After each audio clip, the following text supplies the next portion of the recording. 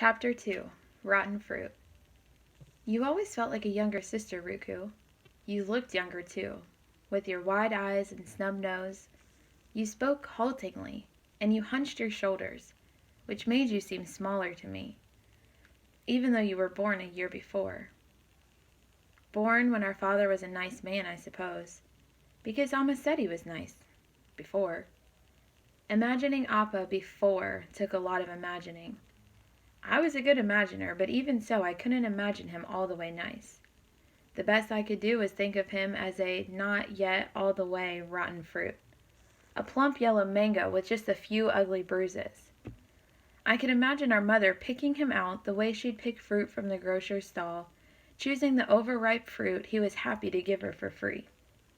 I could see Amma looking at Appa over, hoping that if certain foul bits could be cut away, then sweetness, pure sweetness, would be left behind. Because Amma did choose him. Their marriage wasn't arranged. Somehow he charmed her away from her family, with whom she lost all touch. They were ashamed, she told me, ashamed and angry with her for eloping with someone from an even lower caste than the one she'd been born into. It was all she ever said about her family. Not their names or where they lived or how many brothers and sisters she had. Only that they wanted nothing to do with us. And Appa's family, if he had one, didn't seem to know we existed either. Sometimes I wonder if they might have helped us if they'd known. But maybe they'd have done nothing, or acted like our neighbors and schoolmates who did worse than nothing, who snickered or made rude comments when we'd walk past. Comments that upset you so much you stooped even lower than usual. So low it looked like you wanted to hide your head inside your chest. On my 11th birthday, when we came home from school, I was surprised to see saucepans full of food simmering on the stove. Amma, you cooked! I loved evenings when Amma felt strong enough to prepare dinner for us, instead of the other way around. You even made payasam? I inhaled the sweet scent of the milk rice that wafted through our apartment. Not just that.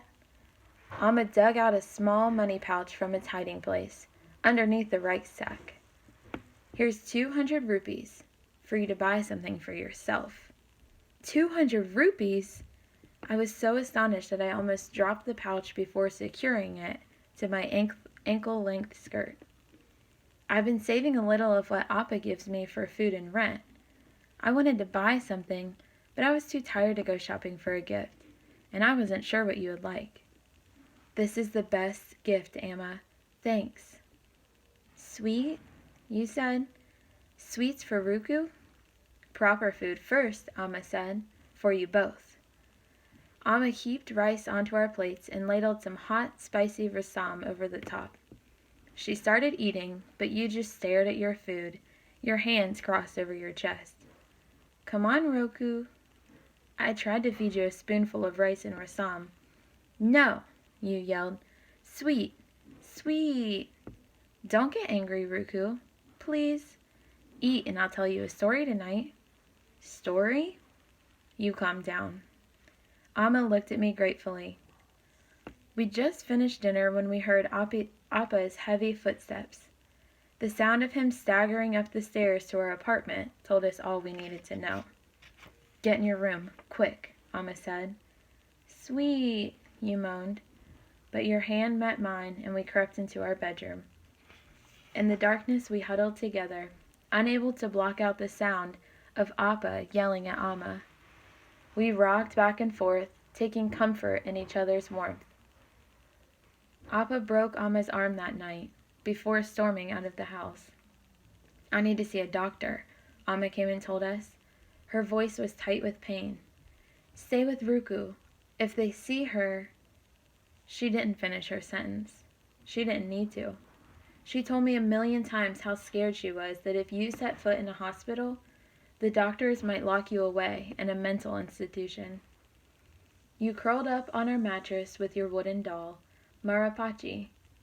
I smoothed your brow.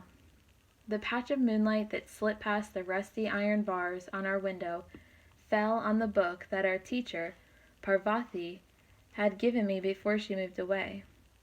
No other teacher had ever been so nice, even though I was often at the top of the class. I opened the book.